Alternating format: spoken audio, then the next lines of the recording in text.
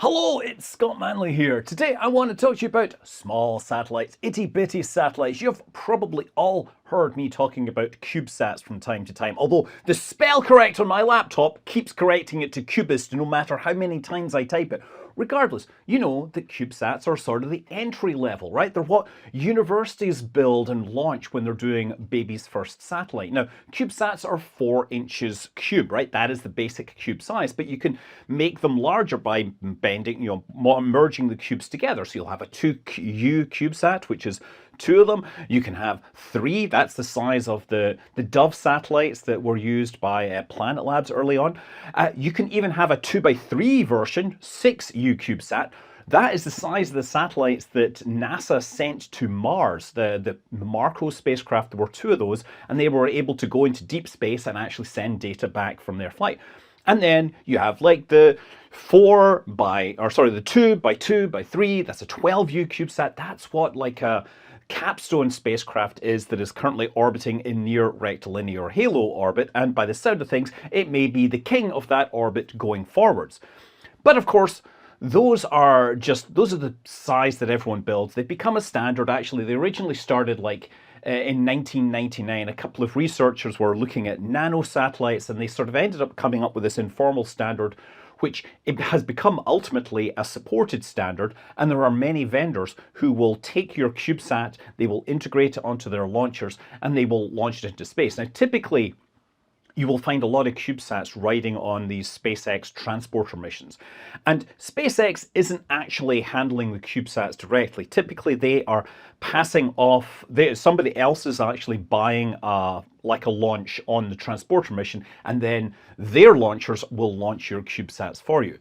But CubeSats aren't actually the smallest satellites that are launched by any means. In fact, I actually made a video a while back talking about the smallest satellites that have ever been launched. And yes, you can talk about the tiny copper needles which were launched as part of Project West Forward back in the 60s, which tried to create a ring that would reflect radio waves. I'm not talking about those. I'm talking about actually active pieces of electronics with solar cells and transmitters that can be picked up on the ground. And there was a guy at Cornell University who built really small things that were about the size of a large postage stamp. And I actually met him recently in Glasgow, and he showed me his stuff. He let me hold these beautiful little things.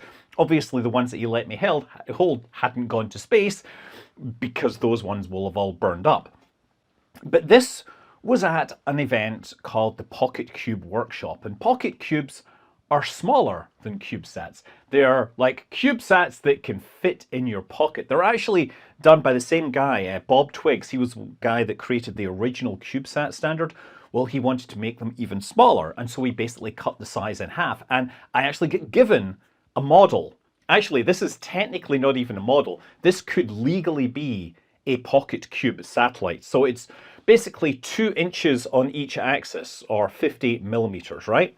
And if you can put your satellite into this volume, then you can then load this into a launcher, and technically it could legally be launched. Now, the company that does this a lot, that I was visiting with, was Alba Orbital. They're based in Glasgow. They've launched hundreds of PocketQubes, and they were the ones more or less running this CubeSat PocketQube workshop, right? And of course, if you look at this, it does actually have their logo on it. So this is for them. Now, this is a 1P PocketQube. And one of the things you'll notice is, first of all, yeah, it's smaller than a CubeSat. The mass limit, I think, for this is 250 grams, as opposed to like a kilogram. But also you'll notice that there is a circuit board on the bottom, which is slightly bigger. This is a PCB. And that is intentional. That is part of the launch mechanism. So these go into a launcher, which has rails that grip onto these 2 side things, right? And they will pack multiple things in, typically 6 1P satellites get loaded into one of the Alba's launchers, and then when the door opens, there's a spring that pushes them all down the rails, and they all pop out into space, and now they're free to do whatever they want to do, to get loaded, have a good... No, wait, that's Primal Scream, right? They, another Glasgow act, right? So yeah, this is like the next step down. The cost is typically half that of a CubeSat. Sure, the volume is 1/8, but the cost to actually get to space for a CubeSat is something about $60,000 if you do it privately. NASA will of course launch them for free if you go via the educational route. If you do one of these privately, this is typically like $30,000 or 27,000 euros, I think, because I don't know the exact numbers, but that's what it is to launch something this size. I have no idea what the exchange rates are these days. And anyway, so this is the 1P version. You can, of course, do longer ones, right? So they have the 2P where you extend it. You have the 3P. There's even someone that's made a 6P version. An interesting thing is that while these things add their volumes linearly, because the board is actually slightly longer, the board is 64 millimeters long. That means there's an 8 millimeter overhang at the end. If you do a 2P version, you get an extra 16 millimeters. If you do a 3P version, you get an extra 32 millimeters. So you get more like a 7-inch, you get an extra inch at the end. So anyway, with modern electronic miniaturization, you can do a surprising amount in something this size. Obviously, you can fit in your standard Arduino hardware and just make something that goes to space and acts like Sputnik and starts beeping out whatever. You can put a sensor on this. But what was really impressing me about this workshop was the ambition of some of the teams that have been doing really very, very capable pieces of hardware. There was a team that was discussing how they are working on orbital rendezvous between two of these extraordinarily tiny satellites. I think they were doing 2 or 3U versions, but they were having vanes that could adjust their position so that they would modify the drag, and by doing that, they wanted to bring these spacecraft close together. There was another person working on solid-state propulsion. So obviously, these things have to be loaded into a launcher with other pieces of hardware, and they all have to play nice together. One of the rules is that you have to have like a dead man switch that detects the rail and will only power up the spacecraft once it leaves the rail. Obviously, this thing is legal without a dead man switch because it doesn't do anything. As soon as you put any electronics in there, you have to make it inert. The hardware that it's made from, the materials, they can't off-gas because you don't want to contaminate your neighbors in the launcher, in the container. And you're not allowed any like compressed gases or highly energetic compounds, no pyrotechnics. So with that, how do you build a thruster that is viable? Well, this guy was presenting something called the solid-state thruster. And it was beautiful in its elegance. It's basically anode and a cathode, and it's circular. And as the electric arc is generated, it jumps between the two and it creates a little crater. The arc jumps in, it creates a little puff of plasma, metal plasma, from either the cathode or the anode, I forget which.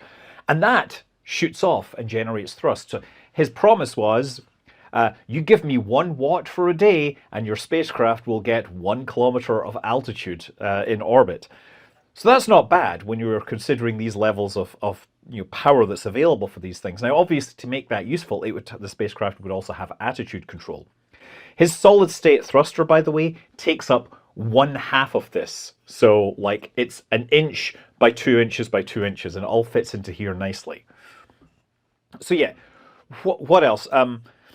Another interesting thing, I was saying that you have to be inert, right? You can't have pyrotechnics, for example.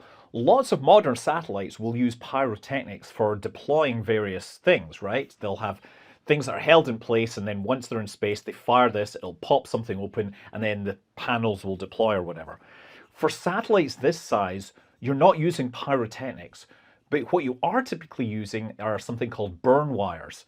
So you say you have an antenna. One of the most common things to build an antenna from, and when you're working on CubeSats, is a tape measure, metal tape measure, cut to the correct length, and then you fold it up, and when you release it, it pops out because that's what tape measures do. But to hold it in place, you wrap a tiny fine piece of metal wire over that will hold it down. And then on your board, you have some contacts. And typically you'll actually have some vias that go through the board with the contacts on the side, so you can wrap the wire around it. Once it gets out into space, once it detects that it's free and is able to deploy, you can apply power to those particular contacts, and electricity will flow over that very fine wire. The wire will get hot, melt, pop, and the wire comes out, and your satellite deploys its antenna or its solar panels.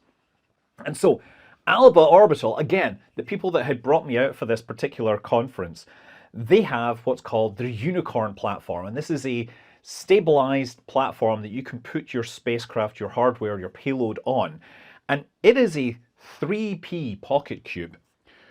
One version of it contains a camera, and they demonstrated that this spacecraft can actually point at the Earth and take photos, and I'll explain how it does that. But they can also just take your particular payload. So it's like a 3P version, and right at the back, that is where most of their hardware is. At the front, you can build your hardware and put it on a series of these small boards. So these are like 95 by 46 millimeters, and you can stack apparently up to 6 of these boards, which are populated inside that cabinet. They can provide up to 20 watts of power because they fold out solar panels, 4 sets of solar panels on either side. Obviously, they go through with a burn wire to take those out. They also deploy an antenna at the front, and the antenna comes up and it kind of looks like a horn, which is why I think they call it a unicorn, maybe? It could just be that unicorn is like big part of Scottish mythology, so you know it's part of the like Glasgow University coat of arms and everything. But so you can build a camera platform, you can build something else that does Internet of Things. But I was very impressed because they gave a presentation essentially talking about their attitude, determine, and control system that they have in a spacecraft which is 7 inches long, right? less than 20 centimeters long. It will adjust itself. Once it comes out, it will correct, it'll cancel out the tumbling. It will then align its solar panels to the sun. And if it's the camera version, they demonstrated that they can bring it out of this attitude and point it opposite the sun at the right time. So you figure out when the target you want to photograph is going to be opposite the sun. You have about 30 seconds it takes to turn it over, snaps the photos, and then you can bring it back to the other position relatively quickly. And so I visited their little factory, and I got to see how their launchers work. They actually gave me a demo of how the launcher works, and the satellites on their test launcher just disappeared across the room in somebody's desk, underneath somebody's desk.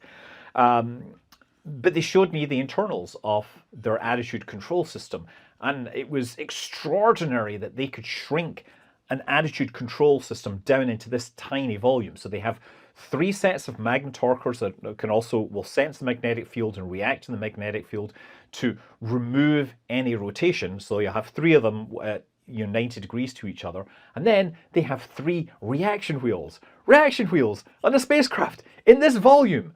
I mean, this is it. The functional volume, roughly this size, contains the attitude sensing, it contains the reaction wheels, and then there's some sensors on the outside. So I guess what I'm saying is it is extraordinarily impressive that you can build small satellites in this form factor. So Alba, I think they've launched on a bunch of different rockets. Initially, they went up on Rocket Lab, running out of fingers. That was launch number 10. And since then, they've mostly been on SpaceX transporter missions. And I think they have been so they sell their payload space to another company, and then they buy their payload space off of somebody else who then ultimately buys it off of SpaceX. You see, there's middlemen all the way down when your satellites start getting very, very small. The great thing about PocketQubes is that, like CubeSats, there's a thriving open source community that lets you use reference designs. It lets you work through them and use the experience that someone else has already had, and then use that to build and inform your own hardware. You might remember last year that Mark Rober, they did a big thing where they launched a satellite into space, a selfie satellite that would take pictures of a screen, and you could like upload your own photos and see your photo floating in space. What wasn't mentioned at the time was a Polish group had done that previously earlier in the year. Poland can into space indeed. That was one of the things they displayed on their little screen. And they had used a PocketQube, which, was as their platform. So in the factory, I also got to see their vibration test platform, where if they get customer payloads, they can stick them on this, verify that they're able to handle the vibration expected during launch. They had their attitude control platform where they were testing this. And so they have this air bearing that they can put their satellite on and start it spinning. And it's inside like a Helmholtz coils so they can control the magnetic field and simulate the magnetic fields it would experience in orbit. They can add light to make sure that it is tracking the sun correctly. And I watched as this thing that started spinning was able to, over a couple of minutes, slow itself down using the magnetorquers. And then once it had slowed down enough, you could see the reaction wheels slow down and start to adjust its position until it finally aligned with the sun. And then, of course, we could move the sun around and mess with its head, and it would faithfully track the sun. It is beautiful to watch a satellite that is this size performing this kind of motion and know that they are actually able to do this on orbit. Now, another part of their thing that they showed me was their trailer that they were using for receiving this on the ground. Obviously, one of the interesting things with the PocketQubes is they are sort of right at the limit of what the Department of Defense is able to do in the US in terms of tracking. So sometimes they get lost. The smallest objects imaged on orbit apparently have been, PocketQubes, which is kind of impressive that you can see something this size from 200 kilometers or more away. If it's just basically catching the sun just right and reflecting it, it can be visible. But yeah, using their receiver, they are able to wait for it to come across the horizon, and once they get locked on, they're able to download at 200 kilobits per second, which is more than enough to get down fairly large images that they've taken with their spacecraft. And so they shared a number of images at this event, at this conference. Again, it's very cool to see a lot of this stuff. Another very cool thing I saw at this conference that I kind of want to mention is the tiny telescope people who have this demonstration. It's a solid lump of glass which has been ground into a very tiny little telescope, right? So it has a corrective lens on the front. It has a reflector at the back, which reflects up to a secondary, which is ground onto the front and silvered, and then that emerges out the back. And this is able to get very high levels of zoom from a very, very small package. It's rather beautiful, and you can see why they would be demoing this at a satellite for tiny spacecraft. Now, that is not what Alba's Unicorn is doing. Alba's Unicorn is doing something completely different. Now, we should mention that Planet, of course, have started their business with their Dove satellites, and those are built on 3U CubeSats. That means that their lenses are twice the size. That means they need 1/4 of the exposure time, or they can get higher resolution. The resolution that's possible from a lens of this size is something we can calculate based on Rayleigh criteria, which is like an optical limit based on diffraction patterns. If you have a 50mm wide lens, then the Rayleigh criteria tells you that that is able to resolve down to 2.76 arc seconds, so about 3 arc seconds. What does that translate into? Well, in a 400-kilometer orbit, that is about a 6-meter resolution is the absolute upper limit of what you can get. 12-meter resolution is more likely. So if you have, say, a scientific need for imagery that's 6 to 12 meters of resolution, you can build a satellite that can literally fit in somebody's pocket, that can go to space and gather that for you and do your specific task and needs. So yeah, I've had this sitting at the back of my office for the last month or so, and I really kind of just wanted to talk about the things that I saw at this event and how they are really, really cool. I met a whole bunch of people trying to build stuff that fits into this form factor or slightly larger form factor. They are doing amazing things, and literally, if you have the time, the energy, and the ingenuity, the sky is not the limit. You can go to orbit. I'm Scott Manley. Fly safe.